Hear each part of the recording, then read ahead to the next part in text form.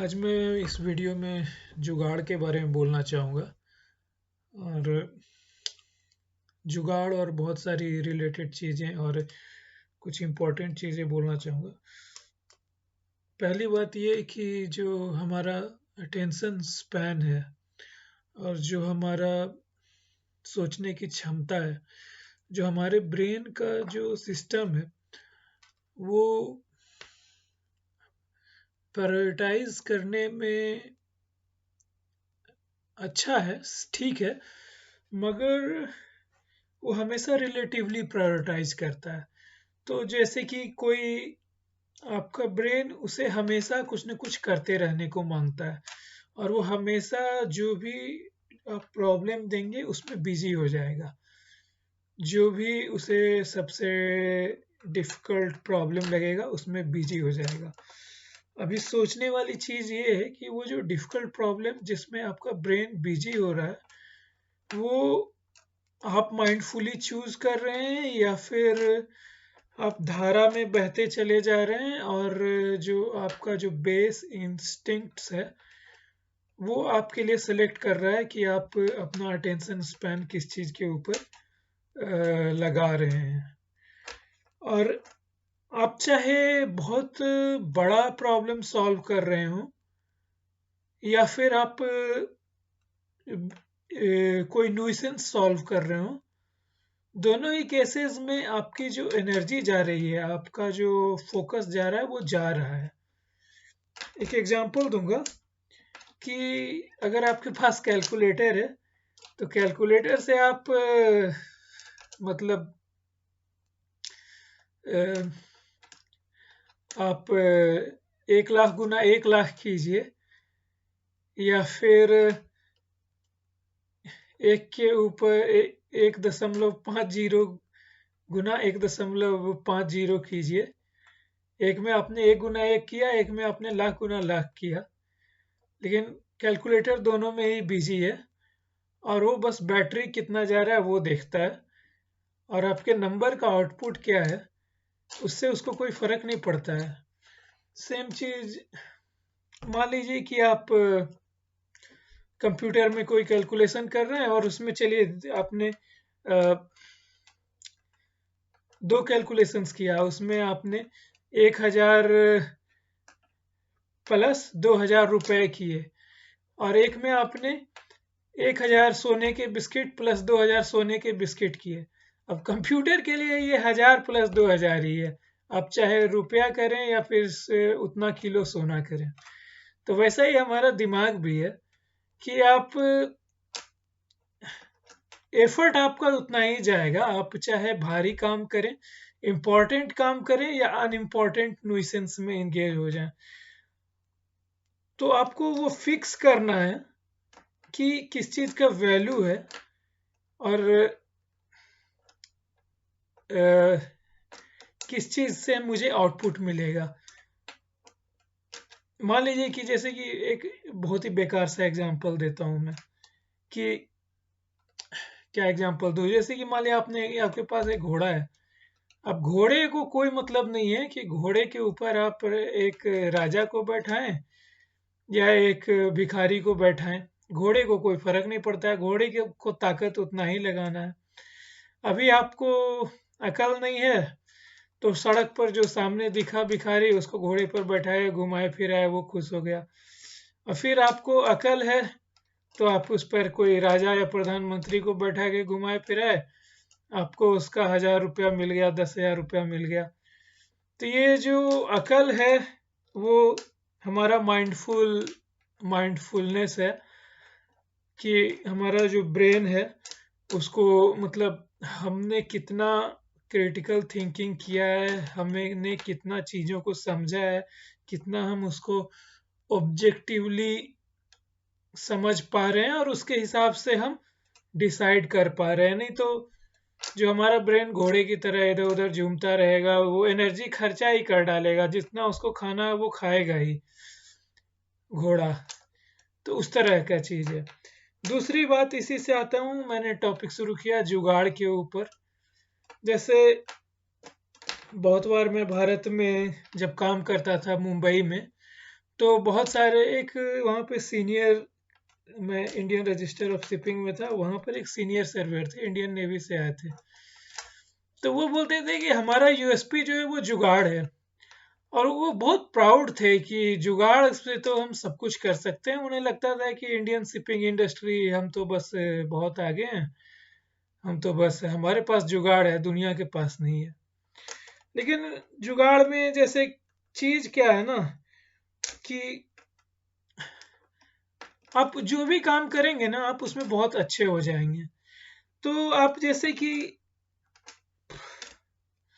एक गली मोहल्ले में हैं और गली मोहल्ले की पॉलिटिक्स से एकदम उसी में लगे हुए हैं, तो आप गली मोहल्ले की पॉलिटिक्स में बहुत अच्छे हो जाएंगे।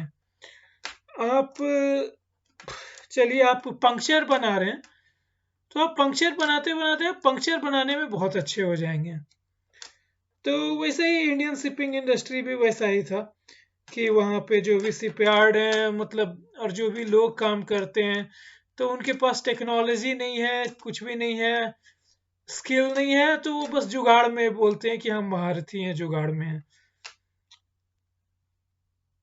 और अगर आपने बहुत पढ़ा लिखा है, बहुत आपने बड़ी अच्छी कंपनी में काम किया है, आपने एसबीएम में काम किया है, कर सॉल्यूशंस में काम किया है, टेक्निक में काम किया है, तो शायद अगर आपको मान लीजिए छोटी कंपनी में भेज दिया जाए और आपको मुंबई में भेज दिया जाए, गोवा में किसी शिपयार्ड में, और वहां पे जो जुगाड़ आता है लोगों को, वो आपको शायद ना आए। हो सकता है कि आपको एक गराज में, एक वर्कशॉप में भेज दिया जाए और वहां वर्कशॉप में आप फिट ना बैठे, क्योंकि आप उस काम के लिए ट्रेंड नहीं है। वर्कशॉप वाले काम के लिए आपने उस चीज को रिपीट नहीं किया, आपने उस चीज को प्रैक्टिस नहीं किया, जो भी है।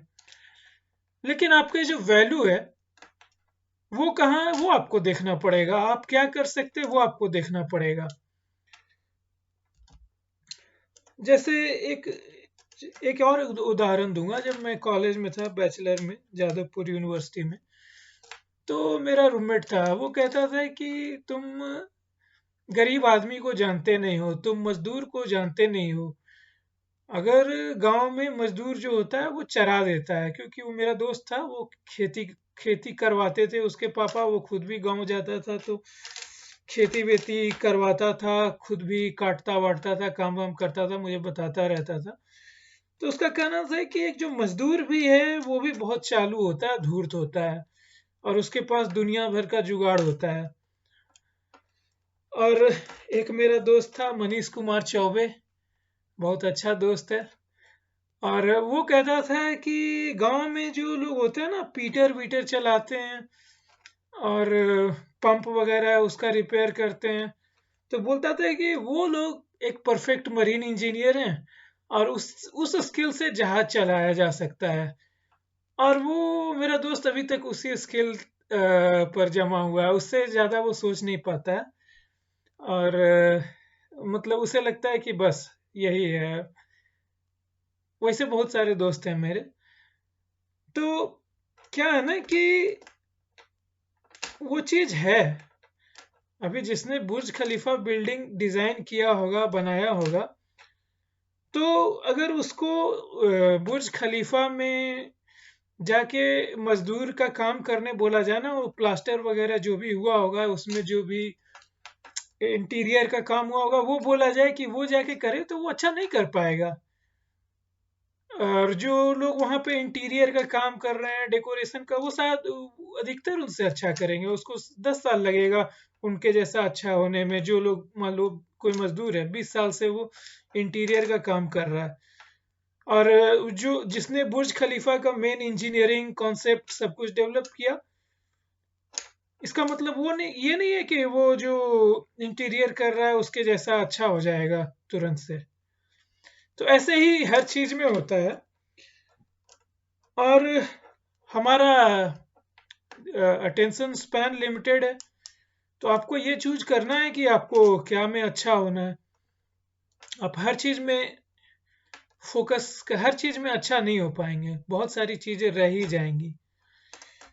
और मुझे लगता है कि लाइफ का सक्सेस इस पर डिपेंड करता है कि कितना माइंडफुली हम अपने बैटल्स को चूज कर रहे हैं, कितना हम खुद को जानते हैं और ये जानते हैं कि हम किस में अच्छा कर सकते हैं, क्या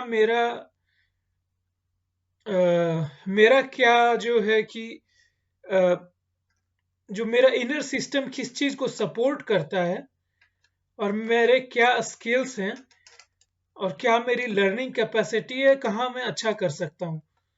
और वही 5 चीजें करनी है और 3 चीजें जिसमें आप कमजोर हैं उसको जाने देना है। भले ही आपका जो इमोशनल ब्रेन है, जो ब्रेन फील करता है, वो कहेगा कि नहीं, मतलब कि जाने कैसे दें, लेकिन उसके बाद भी आपको ये करना है, उसी के ऊपर आपको सक्सेस डिपेंड करता है।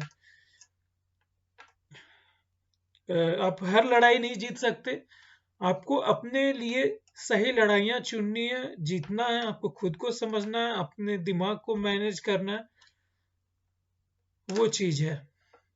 थैंक्स। कुछ चीजें भूल गया मैं, एक्चुअली मैं नोट करता नहीं हूँ, खुद से लगातार बोल रहा था। हाँ, तो मैं ये बोल रहा था कि कई बार ऐसा होता है कि जो जुगाड़ से हम किसी चीज में सक्सेसफुल हो जाते हैं, लेकिन वो सक्सेस हमारा मतलब कि कुछ हमने बहुत सीख लिया, उसमें हम सक्सेसफुल हो गए, लेकिन वो हमारा ट्रेजेडी होता है कि हम चीज़ों को प्रायोरिटाइज नहीं कर पाए और कुछ चीज़ में सक्सेसफुल हो गए जिसमें जिसमें कि जो बहुत दूर गया नहीं, क्योंकि हमने पहले से कुछ सोचा नहीं, खुद को समझा नहीं और हम सक्सेसफुल हो गए। एग्जाम्पल देता हूँ कि जैसे मेरे स्कूल के दोस्त थे, और स्कूल के दोस्त थे वो, एक स्कूल का ही दोस्त था, काफ़ी अच्छा था पढ़ने में, मैथमेटिक्स ये सब में, लेकिन उसे लगता था कि गवर्नमेंट जॉब सबसे अच्छा है। तो घर में भी थोड़ी परेशानी थी और उसने चीज़ों को समझा नहीं, और वो फिर गवर्नमेंट जॉब के लिए अप्लाई किया, तुरंत सिलेक्शन हो गया, 21-22 साल में वो रेलवे में जॉब करने लग गया। बीएससी खत्म किया वहाँ बिहार शरीफ में, जहाँ मैं पैदा हुआ हूँ, और वो फिर रेलवे में जॉब करने लगा, स्टेशन मास्टर हो गया। तो वैसा ही है कि कई बार हम लोग जिस चीज में सफल हो जाते हैं और वो चीज हमारा सक्सेस नहीं होता है, वो एक तरह से ड्रॉबैक होता है कि हम किसी गलत डायरेक्शन में इतने आगे चले गए कि वो फिर हम लौट नहीं सकते हैं, और हमारा जो मोमेंट था वो हमने वेस्ट कर दिया। तो वैसे बहुत अक्सर होता है कि हम इंस्टिंक्टिवली काम करते हैं और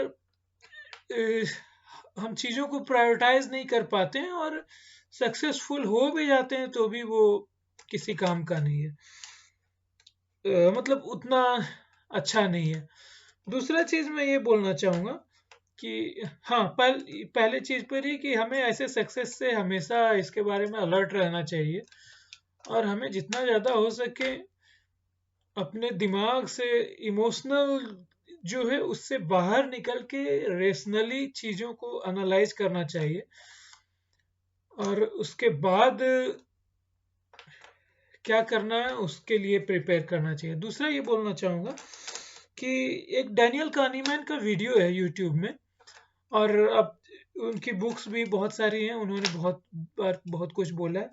तो उसमें एक वो है कि जब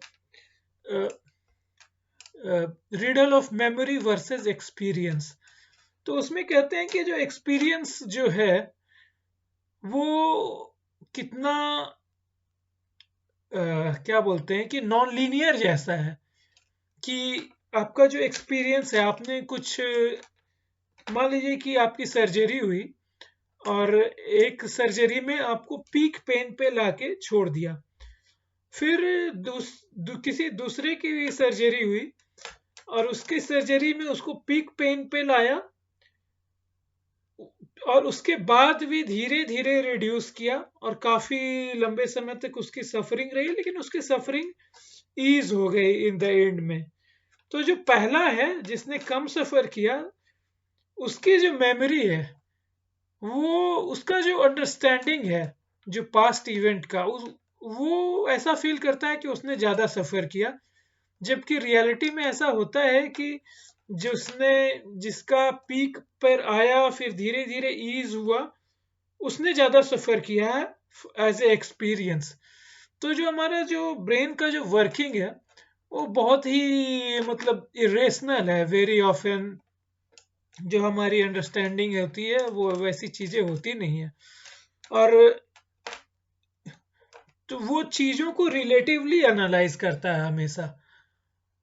आप किसी काम को करेंगे, उसमें आपको बहुत मेहनत लगा और आप फील करेंगे कि हाँ हम, और उसके बाद आप सक्सेसफुल हो गए तो आप फील करेंगे कि हाँ हमने तो बहुत मेहनत किया है और हम तो आपको सेटिस्फैक्शन मिलेगा।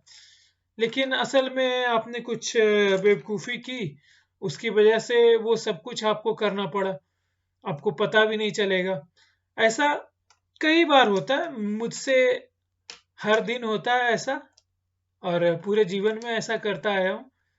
हम हर कोई ऐसा करता आता है कि हम जो मतलब जैसे हमारा ब्रेन काम करता है ना कि ऑब्जेक्टिव वर्ल्ड में इसका कोई ग्रैस्प स्ट्रांग नहीं है, तो ये चीजों को रिलेटिवली एनालाइज करता है।